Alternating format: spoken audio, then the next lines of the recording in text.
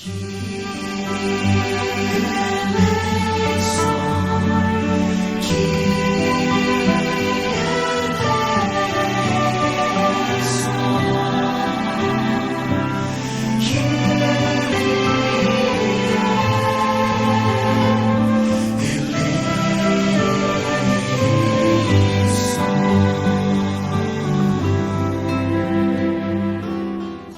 alegria chegar até você nessa quarta-feira, nesse retiro quaresmal, Zezinho.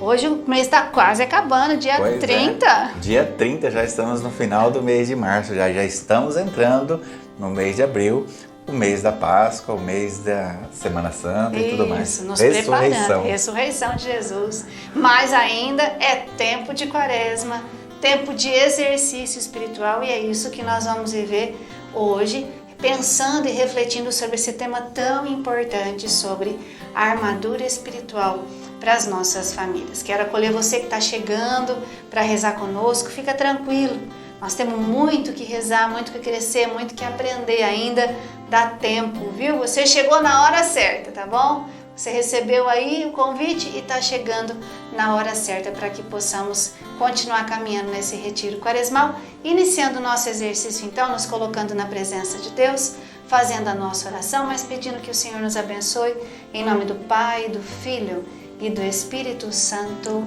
Amém. Senhor Jesus, Rei da Misericórdia, neste tempo quaresmal, coloco-me aos pés de Tua Sagrada Cruz e humildemente peço-vos a graça de viver intensamente estes 40 dias de conversão. Concedei-me a perseverança na vida de oração, para que, estando unido ao Teu amor, minha vida seja reflexo de Tua bondade.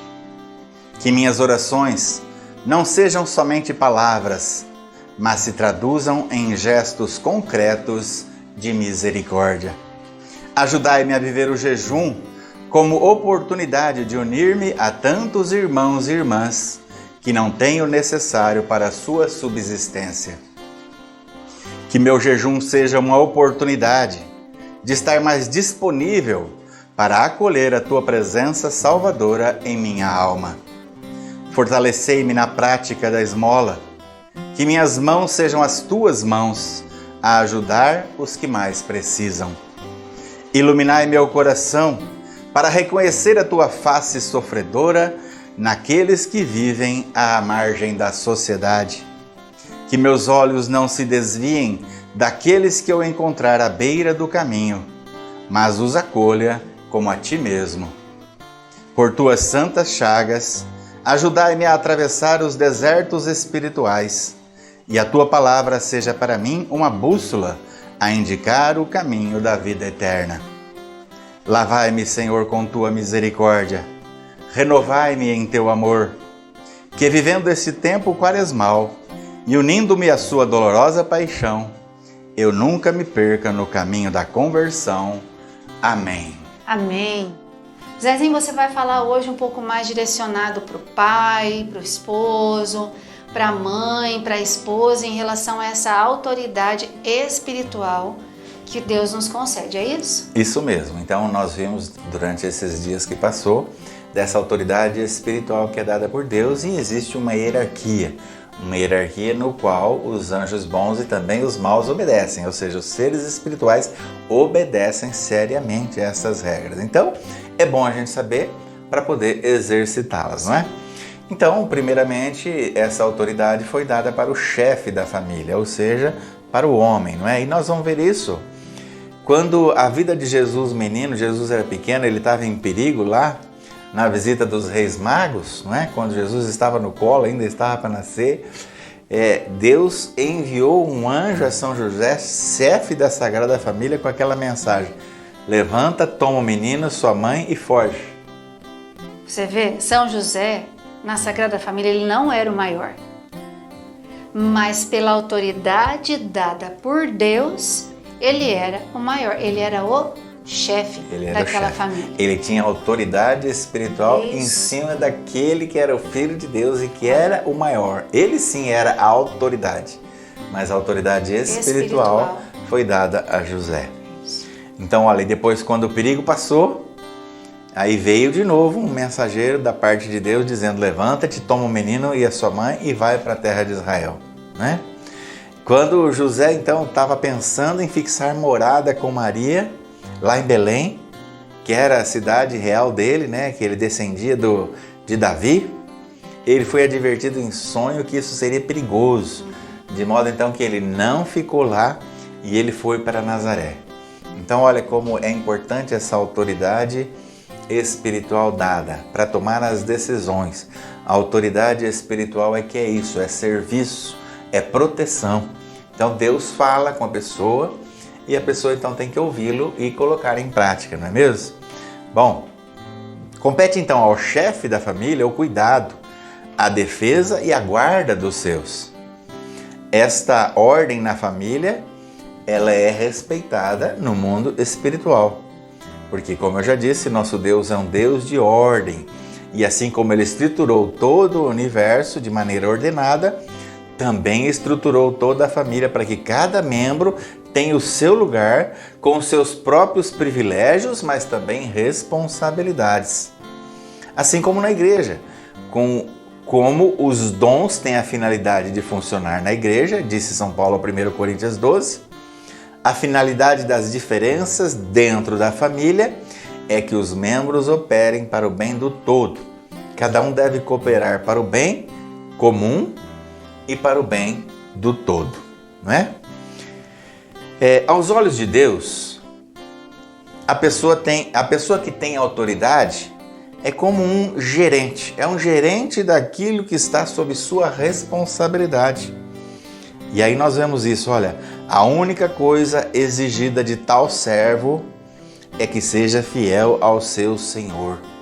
Olha aí, 1 Coríntios 4. Jesus acentuou esse ponto em várias parábolas, como também na parábola dos talentos, em Lucas 19:11.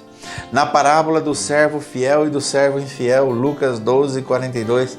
Então nós vemos que a autoridade dada é daquilo que está sob a sua responsabilidade. Então, estava sob a sua responsabilidade o talento, o dinheiro. Então, toma conta. Servo fiel ou infiel, estava sob a sua responsabilidade a casa. Você tinha que ter tomado conta, não é verdade? Então, essa fidelidade na direção de uma família é uma responsabilidade pesada e de grande desafio. Especialmente porque os maridos devem usar essa autoridade que lhes foi confiada da maneira como Jesus fez, isto é, amar, servir e entregar-se às suas famílias e por elas, se preciso for, até morrer, não é? Então, essas diferenças de autoridades são importantes e elas são respeitadas no mundo espiritual. São Paulo, quando declarou que o marido tem autoridade sobre a esposa, assim como Cristo tem autoridade sobre a igreja, ele estava apontando para uma regra universal. Essa autoridade se estende até sobre o corpo da esposa, assim como a esposa tem autoridade sobre o corpo do marido. Então, embora essa regra pareça que confira privilégio somente aos maridos, existem outras regras que complementam para o exercício dessa autoridade. Então, todo privilégio concedido aos maridos deve ser temperado pelo fato de que a sua autoridade deve ser exercida de acordo com a vontade de Deus, a direção de Deus. Então, olha, na verdade, Zezinho, toda mulher quer ser cuidada pelo seu marido, não é? Isso é uma coisa natural, a gente espera isso e é o que eles devem fazer. Cuidar de nós, nos proteger, depois os nossos filhos, a nossa casa, a nossa família. Então a gente percebe que não é uma questão de machismo essa autoridade e que nós estamos não abaixo, mas nós estamos do lado. Exatamente. Não é verdade? Então, e os homens precisam assumir essa autoridade. Porque o que a gente vê muito hoje nas famílias, um dia desse a gente estava até conversando sobre isso, que os papéis são invertidos. O homem é o chefe. É o homem que cuida de algumas coisas na casa. Eu ainda falava, o que você falava aquele dia, Zezinho? o homem tem a tarefa de cuidar da casa, das lâmpadas, das torneiras, da manutenção da casa, da pintura, de tudo. Isso não é serviço de mulher de jeito nenhum. Assim como mulher, o homem pode ajudar, mas a principal tarefa dela é cozinhar, lavar, passar. Então, ambos podem se ajudar, mas existem coisas que são mais determinadas de cada um, não é? Mas essa autoridade, você falava bem dos homens, essa autoridade é a autoridade dada por Deus em primeiro lugar para amar. Olha que depois para cuidar, depois respeitar e depois sacrificar-se por ela. Olha aí, protegê-la por ela ser mais vulnerável. É a autoridade para se relacionar com a esposa como Cristo se relaciona com a sua igreja. O que é um privilégio tremendo para os maridos. Nessa função, eles são equiparados a Jesus. Olha que bonito, não é?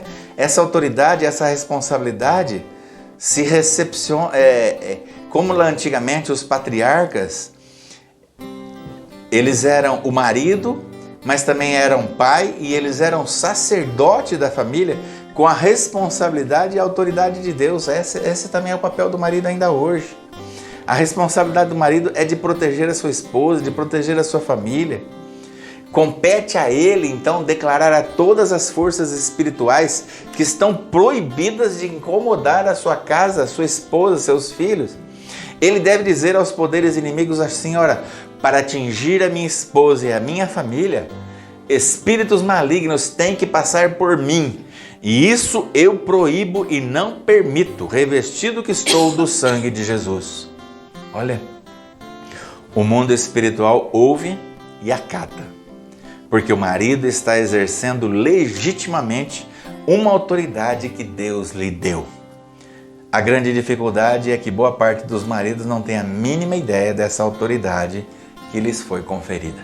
E por isso não exerce, por isso não usa, não exerce. Pois bonito, falhando um pouquinho a voz aqui, desculpa, né? É bonito, é forte e é muito importante, não é? Pois é, a autoridade dada para o marido, para amar, né, para cuidar, para proteger e ao mesmo tempo expulsando o demônio maligno da sua casa, da sua família, da sua esposa, dos seus filhos, né? E depois, bonito que a oração ele diz: nem passe nem por mim, porque eu estou lavado pelo sangue, revestido pelo sangue de Jesus. Então, como se diz para o maligno, você não precisa ficar aqui não. Pode ir embora que aqui não tem vez para você. A gente lembra da semana passada que a gente viu sobre a oração de quem é melhor rezar, né, para o marido. Então, melhor pessoa para que tem mais autoridade para rezar por mim, que sua esposa, é você, né, Zezinho? Exatamente. Mas você vai falar também sobre a competência da esposa, porque a gente também tem a autoridade, não é verdade? E muita, lógico, é compartilhada essa autoridade. Isso. Não é? As esposas devem se submeter, sim, à autoridade amorosa dos seus maridos, como a igreja se submete a essa autoridade de Jesus Cristo. Mas elas devem se submeter alegremente, amorosamente, respeitosamente, prontas também a sacrificar-se, porque essa submissão faz delas belas esposas, de acordo com São Pedro diz na carta, capítulo 3, versículo 5. A autoridade da esposa na família vem em seguida a do marido, mas nem por isso ela é pequena. Olha o que diz em 1 Coríntios 7. Pois o marido que não tem a fé é santificado por sua mulher, assim como a esposa que não tem a fé é santificada pelo marido que recebeu a fé. Do contrário, filhos seriam impuros, quando na realidade são santos. Ou seja, uma esposa compartilha com seu marido a autoridade sobre os seus filhos. E desde que provavelmente ela, mais que ele, tem autoridade primária para criá-los, ela pode ter a oportunidade mais oportunidade do que ele a exercer essa autoridade. Não é verdade? A mãe fica mais com o filho, o pai fica muito tempo fora. Então a mãe pode exercer essa autoridade a todo momento, a qualquer momento, não é? Tem também autoridade sobre o corpo do marido, né? No caso de uma esposa cristã de marido não cristão, ela pode ter até maior autoridade do que ele no mundo espiritual, de acordo com o texto citado em 1 Coríntios 7, que nós acabamos de ler. O marido que não tem fé é santificado por sua esposa. Se o marido não acredita em tudo isso que nós estamos falando, a mulher pega para ela toda essa autoridade. Não se perde. Não se perde essa autoridade, não é? Se o marido não está em casa, a autoridade é da esposa. Sim. Na hora da criação dos filhos e tomar conta dos filhos, o ensino dos filhos, o marido não está perto, é toda a autoridade dada pela a mãe, não é? Essa autoridade espiritual de Deus é dada então à mãe. Então, olha que lindo isso. Provavelmente todos podemos então lembrarmos de famílias que foram dirigidas espiritualmente por uma mãe cristã, porque o pai não era tão cristão assim. Muitas vezes os filhos nessas famílias são bem protegidos de ataques espirituais enquanto crescem, enquanto ficam fortes no Senhor, a despeito da falta de relacionamento de seu pai para com Deus. E nós temos testemunho disso, eu via isso dentro da minha casa. Meu pai, infelizmente, 10 anos antes de morrer, ele era um homem ateu, não vivia nada, não acreditava em nada, mas a minha mãe, assumiu essa autoridade de Deus e tomou conta dos seus filhos e soube protegê-los e cobri-los principalmente com oração, não é? Na minha casa eu posso dizer que nenhum dos meus irmãos se perderam. Olha que graça, isso é bênção de Deus, a autoridade dada por Deus ao meu pai que não assumiu por um determinado tempo. E depois a mãe assumiu e tomou essa autoridade espiritual, não é? Até chegar o tempo do meu pai, que com a graça de Deus, chegou no final de sua vida, aos 10 últimos anos, ele já tinha também se voltado para o Senhor e soube aproveitar desta fé, não é? Bem, além da autoridade sobre os membros da família, a esposa pode exercer também autoridade delegada sobre coisas, não é? Como partes da casa, por exemplo, a cozinha, a sala de trabalho, do carro ou de outros bens pessoais dela. Ela pode e deve purificar espiritualmente esses objetos e espaços que são seus, de propriedade sua ou de uso comum, mas é o lugar dela. Então, aqui nesta cozinha sou eu que trabalho, aqui ninguém me incomoda. Em nome de Jesus, que expulso todo e qualquer tormento ou espírito maligno que esteja me incomodando. Para os meus filhos, para os meus objetos de trabalho, assim também é a mãe. A mãe, quando o pai não assume, a mãe toma conta dessa autoridade, ela assume essa autoridade. Quando o pai não se encontra, a mãe assume essa autoridade. Quando o pai falece, a mãe assume essa autoridade. Quando vai embora, se separa. Quando vai embora, se separa. Exato. Então, a autoridade, existe a hierarquia, mas nem por isso a mulher é menor do que o homem. Claro, né? Deus é amor e quer nos guardar, nos proteger. Se por algum motivo o marido, que é o chefe e o guarda da família, não assume ou não exerce essa autoridade espiritual, Deus concede àquela mulher, àquela mãe, para cuidar da sua casa e da sua família. A gente vê muito isso hoje, né? E tudo isso é muito importante, né, Zezinho? Muito importante. Então vamos rezar? Vamos nos colocar diante de Deus e dizer assim: Senhor, reveste-nos da Tua graça, reveste-nos da Tua bênção, reveste-nos do Teu preciosíssimo sangue a nós, Senhor, que somos pais, mães, esposos, esposas. Senhor, ajudai-nos a entender essa preciosidade, essa verdade espiritual que o Senhor está nos apresentando. Senhor, não permita que nós negligenciemos, não permita, Senhor, que nós coloquemos a nossa família em risco por não usar essas armas espirituais. E nós nos abrimos, Senhor, te pedimos mesmo, né, toda a Tua graça, toda a Tua bênção, para que nós possamos assim, unidos a Vós, com todo o poder que o Senhor nos dá, com toda a autoridade que o Senhor nos dá, de repreender todo o mal entre nós, na nossa casa e na nossa família. E obrigada, Senhor. Obrigada porque o Senhor está nos revelando uma grande arma espiritual. Nós te louvamos, nós te bendizemos, nós te glorificamos, Senhor. E revestimos em Teu nome, no poder do Teu nome e do Teu preciosíssimo sangue, a nossa casa e a nossa família com a Tua proteção. Amém. Amém. Nossa, que bênção, né, Zezinho? Quanta coisa, né? Quanta coisa, gente. Mas se quem quiser puder adquirir o livro Armadura Espiritual para as Famílias, vai poder ler, reler e entender muito melhor. Então a gente sugere, tá bom? Até para trabalhar em grupos com famílias, pastoral familiar, grupo de casais, para montar um retiro para casais, né? Infelizmente, toda essa preciosidade, muito poucas pessoas, os pais, os casais, as mães não sabem e por isso não exercem. Então fica a dica, né? Tá aparecendo aí o livro Armadura Espiritual, assim também como tá aparecendo a chave Pix, se você quiser colaborar dessa forma com a doação de alimentos ou se não você pode trazer para cá.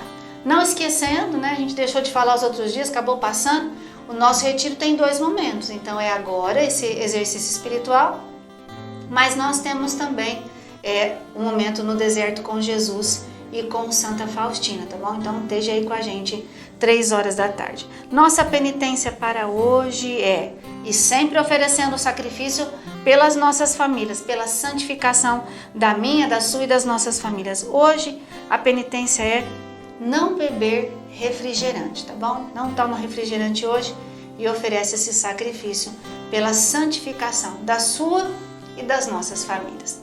É isso, Zezinho? Isso mesmo. Vamos pedir a bênção de Deus, então? O Senhor esteja conosco. E Ele está no meio de nós. Por intercessão de Nossa Senhora, que abençoe-nos o Deus Todo-Poderoso, Pai, Filho, Espírito Santo. Amém. Amém. Nós vamos cada dia dessa semana rezar assim: Jesus, Maria e José, nossa família, vossa é. Vamos juntos com muita fé? Jesus, Maria e José, nossa família, vossa é.